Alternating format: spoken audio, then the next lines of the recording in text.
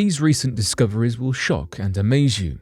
We learn that dogs are truly man's best friend, the history of our long-forgotten ancestors, and what just might be the world's first military burial. So today, here at Unexplained Mysteries, we'll be taking a look at 3 recent discoveries and the facts behind them.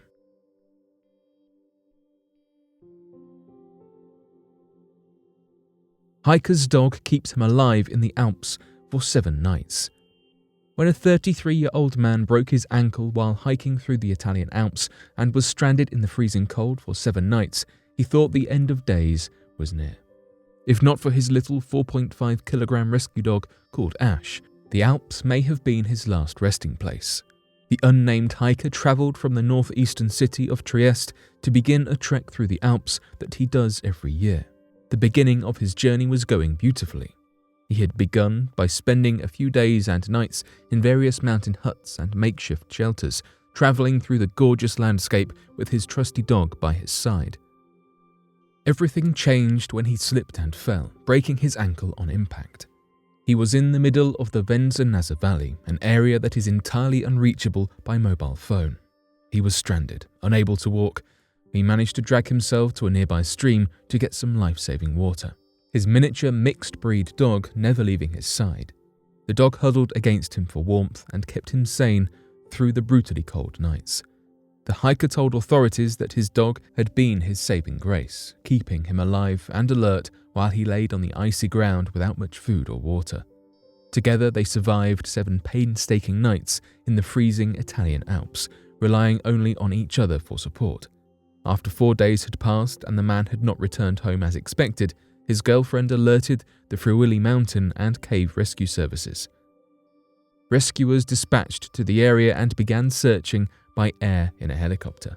It took the team 3 full days of searching before they were able to locate him and his dog.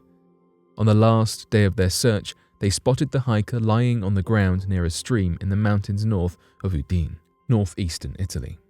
The man was reported to be conscious when the rescuers arrived, covered in leaves with his foil blanket nearby.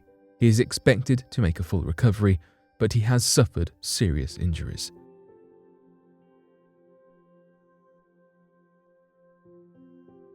Someone attacked a cave bear with a spear 35,000 years ago. As we sit in our air-conditioned houses, ordering 4-course meals from our phones with the click of a button, it is nearly impossible to imagine our ancestors attacking massive bears with nothing but a spear. Yet, that is exactly what happened 35,000 years ago, and now we have proof. Throughout the most recent ice age, more than 100 cave bears passed away in Imene Cave, a 100-meter-long corridor of stone in Russia's southern Ural Mountains. The remains of these past bears, along with an enormous cave lion and a few other Pleistocene mammals, left behind nearly 10,000 bones as evidence of their existence. This phenomenon puzzled historians and archaeologists alike. No one could answer the question, why would hundreds of bears die in this one cave? Most of the cave bear bones show no signs of violence, butchering, or gnawing. This rules out the possibility that the bears were harmed outside of the cave and were brought there simply for a feast. They seem to have lost their lives to natural causes, with researchers suggesting they may have passed on due to the cold, starvation, or illness. It seemed to be that massive groups of these bears would travel together into these caves, knowing that their end of life was near. The most prominent theory was that the bears were attempting to seek refuge in the caves from the brutal cold during the Ice Age, and were attempting to hibernate through the worst of the cold.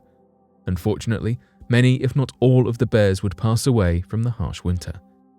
However, this theory was challenged when Dmitry Gimrinov of the Ural branch of the Russian Academy of Sciences began clearing one of the cave bear skulls from Imene.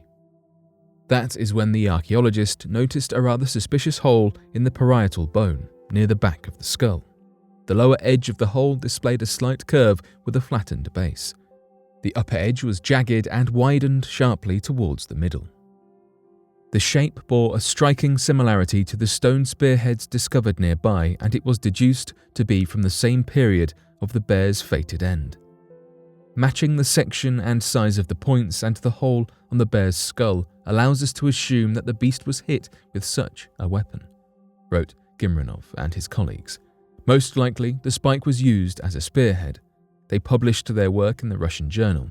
It was deduced by the markings left on the surrounding bone that the bear suffered a powerful blow. The spearhead pierced the bear's skull on its first attempt and most likely immediately slayed the bear.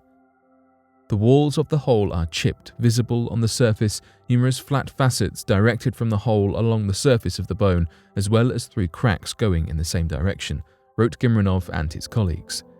This may have been a common fate for the cave bears. Many of the bones recovered from this ancient time were worn down and hardly recognizable. Only a minority of the bones discovered were preserved properly to make any scientific assumptions. Archaeologists have found the bones of about 24 large cave bears with the telltale cut and scrape marks of flesh removal, and one even has the tip of a stone projectile still lodged in its vertebrae. Caves attracted not only animals but also humans, wrote Gimrinov and his colleagues. Finding the bones of cave bears and artifacts together is quite common.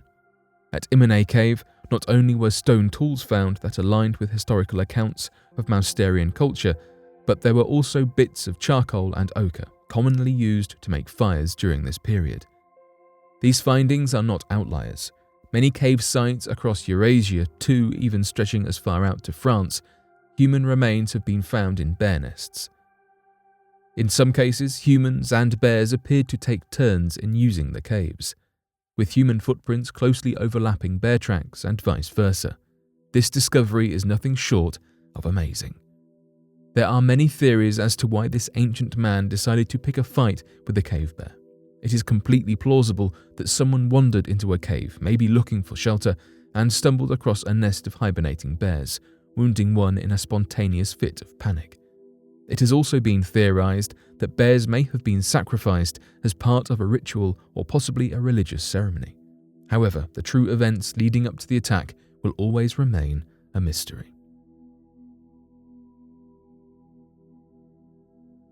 Archaeologists propose 4,500-year-old burial mound was world's first military memorial.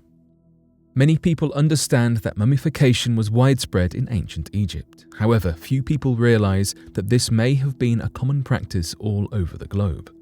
Roughly 4,500 years ago, Mesopotamians living in present-day Syria greatly valued the ritual of honoring and preserving their people that have passed over. They upheld a highly respected monument that consisted of a rippled white dome that entombed the people that had passed over. Over countless generations, residents would climb on top of the monument to honor their deceased. According to ancient scriptures, community members would pour drinks and place valuable offerings over graves within the structure. This tradition withstood the test of time until 2450 BC, when someone decided to remodel and repurpose the sacred monument. This unprecedented renovation covered the structure with earthen terraces, transforming the dome into a 6-story stepped pyramid or ziggurat. Each new addition to space was filled with assortments of human bones, skins from animals, and 2-inch-long clay bullets, theorized to be formerly used for arming slingshot-like weapons. Originally, it was assumed that the human remains stuffed into the steps of the monument were those of whom were considered less than worthy of a proper burial. However, recent scientific discoveries have concluded that these individuals were deemed to be valuable members of the community. The skeletons that packed the steps of the pyramid seemed to be exhumed from their previous graves and reburied into the formation of the pyramid. This move took a great deal of time and attentive care to properly transport the bodies without extensive damage. It has been deduced that the bodies who were transplanted were fallen soldiers, which would make the site the world's first military memorial. The revered site, now commonly known as the White Monument, not only provides evidence for various rituals and beliefs surrounding the dead at the time, but also provides insight into the military power of ancient Syria. With the preserved bodies of fallen soldiers along with their weaponry, it can be assumed that various communities upheld cohesive armies capable of full-scale tactical combat by the 3rd millennium BC, in the early Bronze Age. There are many tombs across the world that suggest the use of the military as weapons and other materials relating to battles have been discovered. However, the White Monument held the key to this answer as it contained partial skeletons of men capable of battle, buried with the ammo or animals specifically utilized in conflict. Furthermore, the sheer number of unearthed bodies from the historical site point to the fact that the region had an official army of substantial proportions. The possibility of standing armies that are so controlled and centralized you are even able to make a monument, there's nothing else like this, says Stephanie Silova, an archaeologist at the University of Washington. The monument would have likely served the community for many purposes. Not only would it reinforce the importance of soldiers, encouraging residents to value their military in high regard, but it would be a warning to outsiders as well. Burying these people in the sort of function that they would have had in the military is a statement of power at that point, both locally and externally, because this thing was really visible for miles, says University of Toronto archaeologist Anne Porter, lead author of the antiquity study. The true purpose of the monument and what it stood for remain a mystery, but one thing is certain: the White Monument holds secrets of the past that we will never fully understand. But what do you make of these three interesting discoveries? Be sure to let us know your thoughts in the comment section below and help us by growing this community while working to solve these unexplained mysteries. Thank you for watching, and don't forget to subscribe for more videos.